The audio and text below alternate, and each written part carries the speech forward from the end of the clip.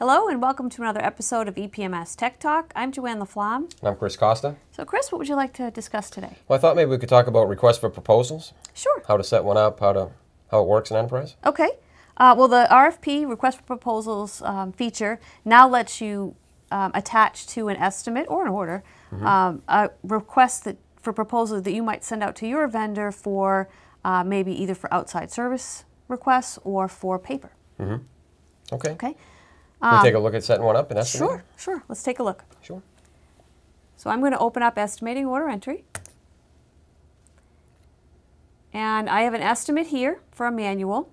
To get to the RFP screen, you would go up to the View button and select Request for Proposals, or I can edit the estimate, and I can hit the RFP button here. Either way, it's going to bring me to the same place. Now in here, I can hit Add to add an RFP. And then the first thing I have to do is select the component that I want to do the RFP for, and then it's going to show me outside services and stock that are in that component. So if I want to do the outside service, I can select the outside service and hit the Select button, and then it's going to bring in the description and then the instructions that are needed to go to the vendor. It'll also link it to the estimate number, the particular component number that it's for. I have a request date, which defaults to today's date, and a due date, which defaults to today's date, both of which I could change. And then the information down here is for when the reply comes back. Now I can also select a vendor.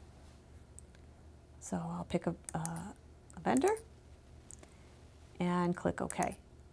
And now I have the RFP saved, and one benefit is now that's saved and stored with the estimate permanently.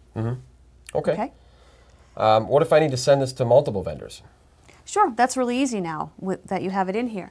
I can just copy this RFP and pick a different vendor. I'll grab another one.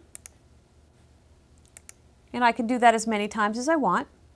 And then when I print the RFP, it'll print the one that I'm highlighted on. And it will show who the request is from, who it's going to, the description and instructions, as well as the quantities. And of course, this is a crystal report, which can be modified if you needed to. And also, just like any report printed from Enterprise, I can hit the Email as PDF button and email it out to the different vendors. Perfect. Okay. Okay. Now, when the vendor sends us a quote, how would I get that recorded? Okay. So when I get that information back from the vendor, I can edit the RFP. I can record that it came back. I can say when it came back. So say it came back tomorrow. I can enter the number here of their quote. And then I can put in here any comments that I need to, one of which might be the price, if I want to put the price here to note it.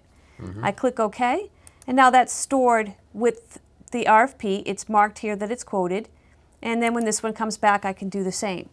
Okay. Now, when they all come back, I can then decide who the vendor that I want to use is, and then I'll have to go back into the estimate or in the order and put that correct price in and select the correct vendor. Sure. But then those RFPs are, as I said, a permanent record against the estimate. Excellent. Okay. Makes sense. Any other questions? No, I think that was very good. Thank you. Okay, thank you. Thank you for joining us for another episode of EPMS Tech Talk. I'm Joanne LaFlamme. I'm Chris Costa. Please look forward for more to come.